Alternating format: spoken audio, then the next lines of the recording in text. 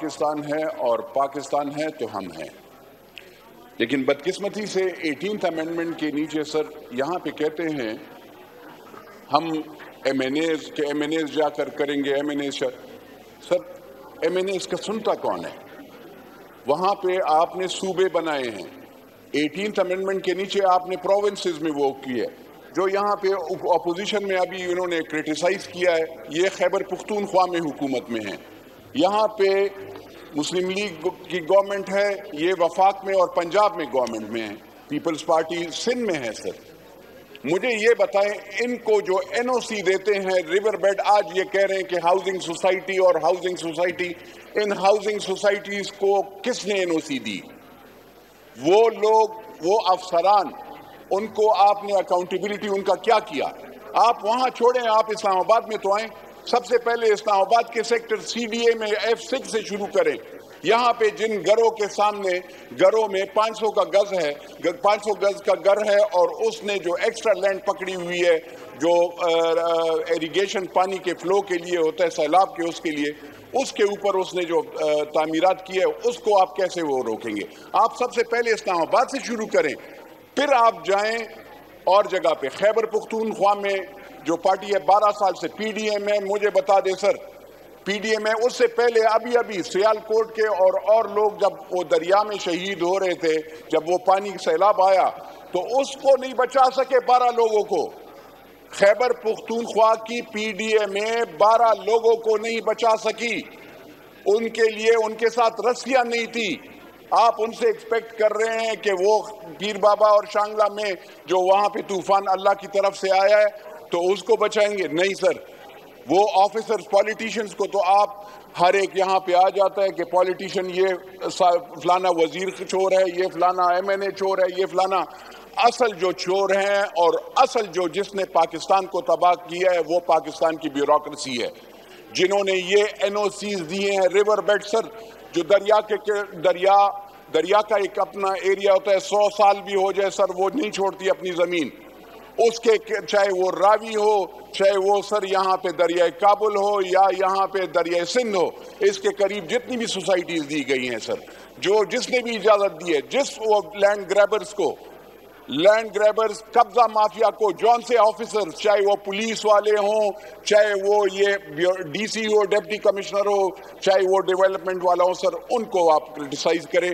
میں یہاں پہ مجھے حیرانی ہوتی ہے، یہ منسٹر صاحبان یہاں پہ، آپ کلائمیٹ چینج کا منسٹر کہاں پہ ہے سر؟ پارلیمنٹری افیئرز کا منسٹر گپ لگا رہا ہوتا ہے، یہاں پہ نوٹس کون لکھ رہے ہیں؟ مجھے بتا تو دینا، یہاں پہ آپ کس کے لیے؟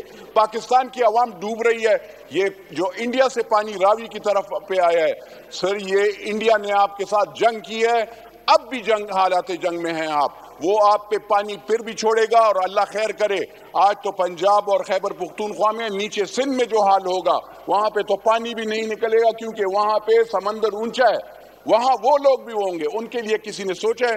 تو نہ یہاں پہ سارے منسٹرز، میں یہ حیران ہوں واٹر والا منسٹر کدھر گیا ہے کہ ان سے پوچھیں، واٹر والے منسٹر سے یہ کہ اپنے نقشے یہاں پہ پیش کریں، آپ نقشے پیش کریں کہ جس سوسائٹی جنہوں نے یہ ریور بیڈ کو انکروچمنٹ کی ہے ان کو آپ روکیں۔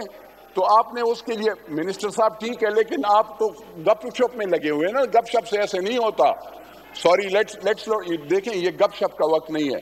میں آپ کو ایک بات بتا دوں اسپیکر صاحب، یہاں سے ایک ریزولوشن ہونا چاہیے۔ دیکھیں، ایک تو ہم یہاں پہ ایم این ایز، آپ کہتے ہیں ایم این ایز جائیں، یہ اپوزیشن والے، گورنمنٹ والے، یہ گورنمنٹ کے ایم این ایز سے پوچھیں، یہ جب اپنے حلقے میں پروونشل گورنمنٹس کیا ان کی پوچھتی ہے؟ وہاں پہ وہ کہتے ہیں آپ کون ہیں؟ وہ ایم پی اے کا پوچھتے ہیں۔ آپ نے تو پاکستان کو کمزور کر دیا ہے۔ آپ نے 18th امینڈمنٹ، ویسے میں بھی تھا اس میں، میں نے ووٹ دیا تھا، لیکن میں آپ کو بتاؤں ہم نے فیڈریشن کو کمزور کیا، ہم نے 4 صوبے نہیں 4 اسٹیٹ بنا دیے، اور وہ 4 اسٹیٹ آج اگر ریور بیڈ پہ انکروچمنٹ کرتی ہے، یہ جو فیڈرل گورنمنٹ ہے اس کو آپ نہیں روک سکتے، اس میں آپ کہتے ہیں پروونشل گورنمنٹ کا چیف سیکرٹری، سی ایم یا وہ پارٹی وہ کہے گی کہ وہ آپ انٹرفیئرنس کرتے ہیں۔ تو سر خدا را پاکستان کو مضبوط کریں، پاکستان کو کمزور نہ کریں، اور اکاؤنٹیبلٹی ہونی چاہیے، اکاؤنٹیبلٹی ان افسران کی ہونی چاہیے۔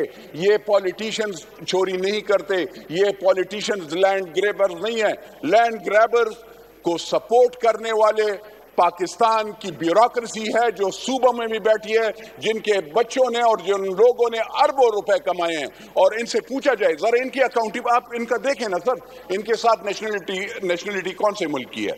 آپ ذرا یہ دیکھیں، جس نے انڈیا کے خلاف جب آپ سر وہ کر رہے تھے، وہ بندہ کینیڈا میں بیٹھا ہوا ہے، ایک دن اس نے بعد میں فائل کیا اپیل، جب آپ کورٹ میں ہارے تو اس نے ایک دن اس افسر کو کیوں انٹرپول کے ذریعے واپس نہیں بلایا جا رہا، اس کو کیوں اریسٹ نہیں کیا جا رہا، اس کی فیملی کے زمینیں کیوں نہیں پکڑی جا رہی؟ افسوس ہے سر، یہ ہوتا رہے گا 2000، اور یہ افسران خوش ہیں، ان کے لیے یہ مال غنیمت ہے، اس میں وہ کرپشن کریں گے۔ جب یہ یہاں پہ سیلاب آتا ہے، یہاں پہ دہشت گردی ہوتی ہے، تو اس میں یہ مال کماتے ہیں۔ مجھے بتائیں، پولیس والوں کو آپ اسلحہ نہیں دیتے، آپ پی ڈی ایم اے والے یا این ڈی ایم اے والے، آج آپ اس جنرل کو، کیونکہ وہ جنرل ہے، اس کو آپ وہ کر رہے ہیں۔